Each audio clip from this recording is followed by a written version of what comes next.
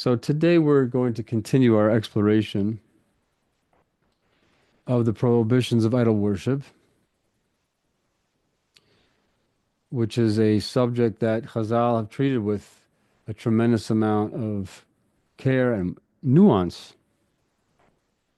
In our earlier shiurim, we examined the basic prohibition against idolatry, also the history of idolatry, how that came to be, and the severe consequences for those who engage in the traditional manner. It's really like the most fundamental sin in all of Torah.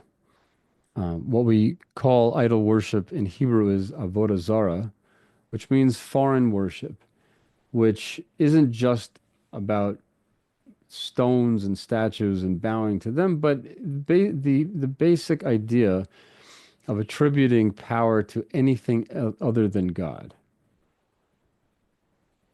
That's that's the most basic fundamental element of avodah zarah, of idol worship. But the consequences are most severe for those who engage in idolatry in the prescribed manner for that type of idols. Today, we're going to deepen our understanding by exploring not only the acts of worship themselves, but also the technical boundaries regarding the creation or purchase or display of images and statues. And we're going to be looking at um, our material is going to be covering a piece from the Gemara in Sanhedrin, page 56b, and commentary on that passage from the Meiri and Rambam and the Kesef Mishnah on Rambam, as well as other verses from Torah. And today's share will weave in technical points regarding the making and purchasing and displaying objects that might lead to idolatrous practices. Now, the Torah commands us with absolute severity to avoid idolatry. Both Jews and Noahides, the prohibition against idolatry is not symbolic. It carries the weight of capital punishment when the act is performed in a manner that aligns with established customary idol worship.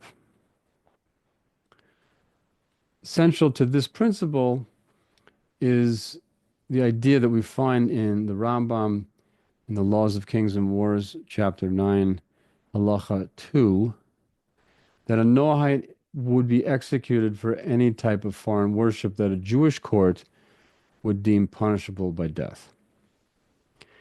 However, if the act falls outside the traditional mode of worship, even though it remains forbidden, capital punishment does not apply. And so what's the difference that's being brought here?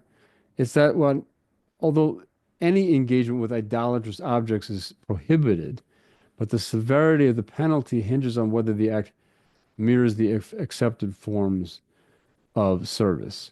You find in the Torah that there are four primary acts that we traditionally associate with idol worship. One is making sacrifices. Another one is burning incense. Another one is pouring libations. And a fourth one is bowing to the idol. If a Noahide were to perform any one of these acts in the customary way, even if it's not the way of serving this particular idol, he would incur the death penalty, which mirrors the severity with which a Jewish court would treat an Israelite. Okay. But the Meiri stresses that only acts conforming to the established traditional mode warrant such a penalty. Let's say that not every act directed towards an idol qualifies as formal worship of an idol. This is something that we find in the Gemara. For instance, affectionate gestures. Let's say, a person lives in a society where these things are present everywhere. And it's just customary, it's like customary to show respect. If a person lives in in an let's say a very religious, idolatrous society, where it is customary to show respect to things. Um, so, for instance, affectionate gestures like hugging or kissing an idol, or the Gemara also goes on and talks about cleaning it, oiling it, sweeping in front of it, putting shoes on it. These are prohibited, but they don't meet the criteria of formal idol worship. Rav Papa in the Gemara clarifies that such gestures are exempt from capital liability, provided that they're not the customary acts of worship. So, what we have here is a core halachic principle that intent and established custom determine the severity of the transgression. Okay, I mean this is not really much of a problem in this day and age, at least in the Western hemisphere or the Western sphere. Um, we don't usually come into contact with actual idols. And we're going to talk about, because I know a lot of people, who have come into the Noahide world, or I should say the world of Torah via Noahide law, had left had left the church in order to do so. And so there's a lot of talk about that as being idolatry. And we will eventually have a discussion about that as well. But first, I want to get into the bread and butter type of idolatry, not so much the philosophical idolatry, so that we can so that we can see, are there ways that we need to make modifications in our own lives? Okay, so beyond the act of worship, the halacha places very stringent limits on objects that might facilitate idolatry, and this applies to noahides as well. So for example, there are prohibitions on creating and purchasing idols. If you're an artist and you find a good consumer community somewhere around the world where they do worship idols, you think, okay, I can I'll just put a bunch of statues on my Etsy page. I think you should think twice about that, because it's absolutely forbidden to manufacture idols, whether they're statues or images, whether these are two-dimensional or three-dimensional, that are known to actually represent deities, gods with a small g. This prohibition applies whether a person intends to worship them personally or create them for the worship of others. Now, also, purchasing a statue or image of an idol is forbidden, even if one does not intend to serve it. Right? This we see in Exodus chapter 20, verse 3. It says, "You shall have no other gods before me." Right? There's nothing we can't. There's no one else there. It's just God. So we have to also manifest this in our lives. And a lot of people, I think, for the purpose of making their home look like the home of a world traveler, will acquire all sorts of curiosities as they, on their travels, and would like to display these things. They don't have any particular religious relationship to the thing. But purchasing a statue or image of an idol is forbidden, even if you don't intend to serve it. And decorative statues, even for the purposes of decoration, we find that there are certain statues that are forbidden for decorative purposes, also without the intent to worship, because they might be confused with objects that are intended for idol worship. See in Exodus chapter 20, verse 20, "And Moses said to the people, 'Fear not, for God has come to test you, that is all made before your eyes, so that you sin not.'" In other words, we have to really go the extra mile to make sure that there's nothing that gets in our way of a direct relationship and service of Hashem himself. If we look at the Rambam in Laws Concerning Idol Worship, teaches that the only non-idolatrous statue that is, meaning what is permitted? if I wanted to decorate my house with things that had forms on them, like what is permitted, what's forbidden. So the Rambam says that there is a type of non-idolatrous statue um, that is forbidden for decorative purposes, and that specifically is an anatomically accurate, three-dimensional, complete relief of a human being, meaning the entire body of a human being. And we're talking about in relief. So in other words, this is also true even if only one side of the image protrudes, which is the case with many types of decorations. So this prohibition will also extend to angelic and mythical figures. If an image depicts angels in human form or mythical beings with essentially human features, even if they also have some animal or otherworldly elements, those are forbidden. So let's say, for example,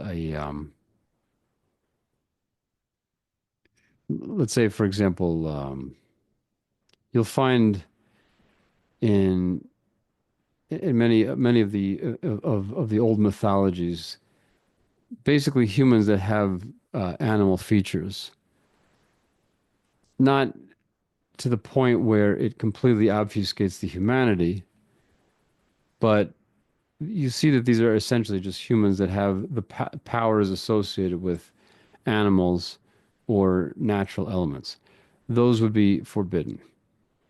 But when we have, let's say, an object that is not anatomically correct or complete, like, for example, dolls, children's toys, these things are permitted.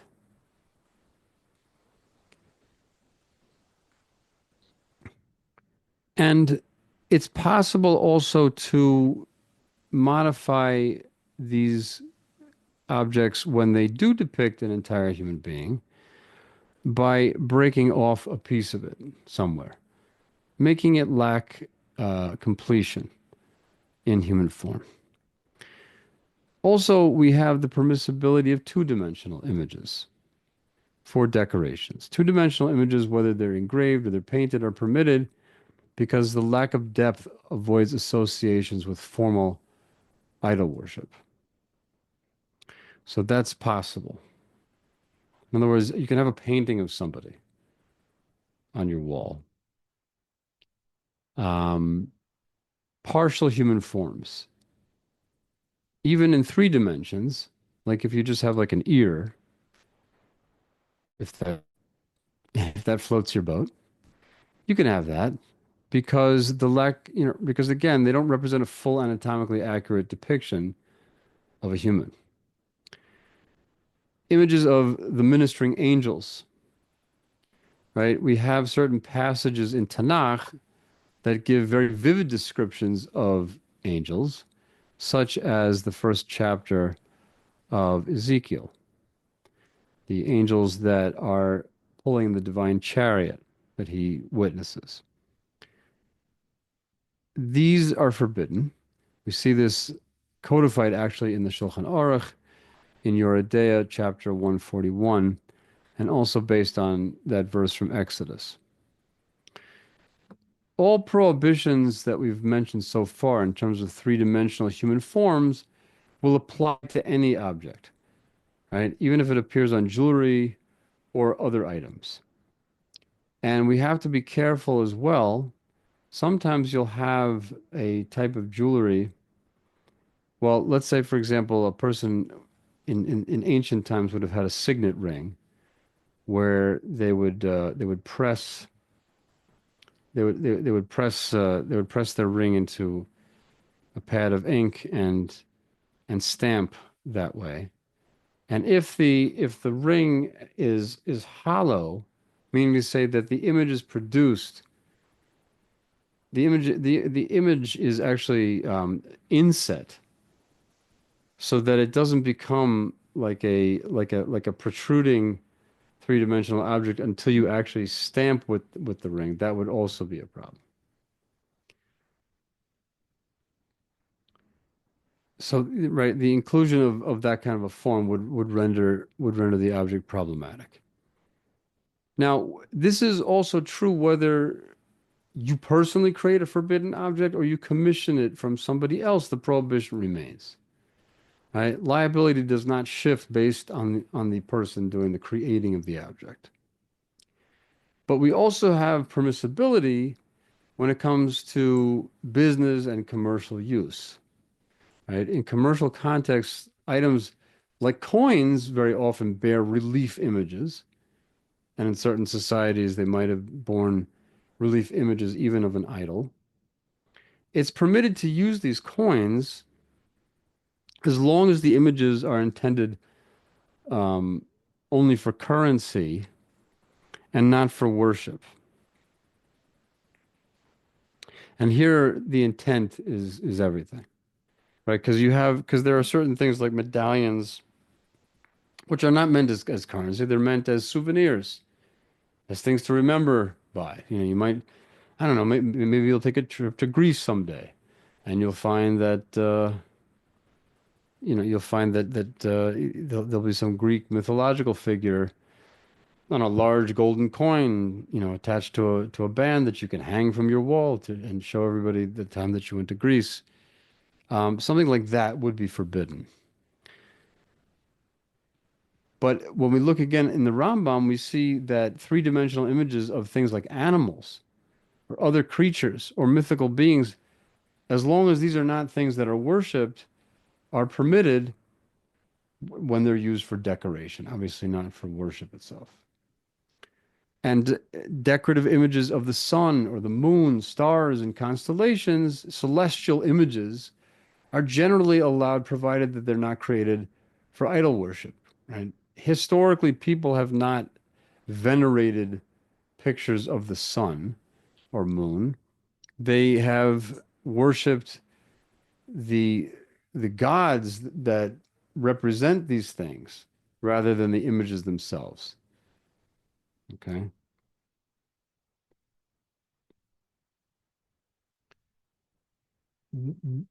In Kings and Wars, chapter 9, halacha 2, the Rambam emphasizes that it is forbidden for a Noahide to erect a monument or plant an Asherah tree.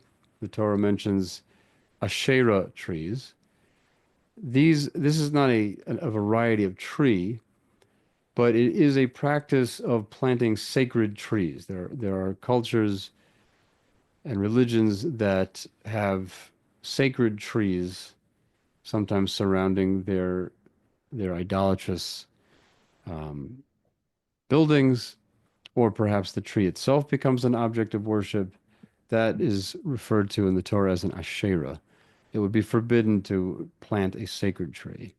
It's also forbidden for a Noahide to create images, even for decorations, that might be confused with objects of idol worship. And the prohibition extends to clothing or any other vessel intended for idolatrous purposes.